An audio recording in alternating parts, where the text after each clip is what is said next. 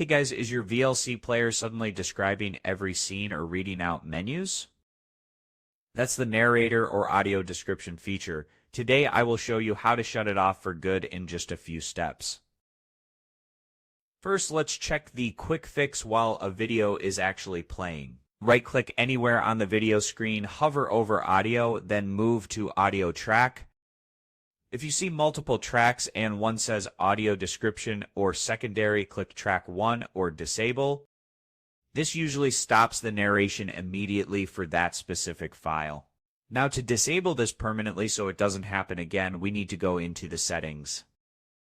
Click on Tools at the top menu bar, then select Preferences at the very bottom. In the Simple Preferences window that opens, look at the top and click on the audio icon.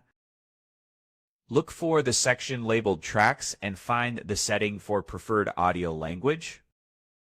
If this has English description or AAD written in it, delete that text and leave the box empty. Next, we need to look at the Advanced side to make sure Windows Narrator isn't being triggered. Look at the bottom left of the window and switch Show Settings from Simple to All.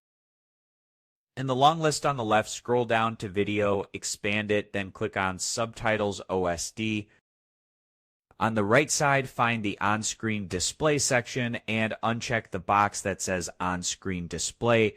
Now scroll back up the left sidebar to Input and Codecs. On the right side, look for Audio Track and ensure this value is set to -1.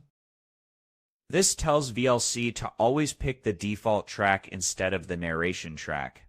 Click the Save button at the bottom right, then close VLC and restart it for these changes to take full effect. And that's it. No more accidental narrations. Your VLC is back to normal. If this fixed your problem, give the video a like, and I will see you in the next one.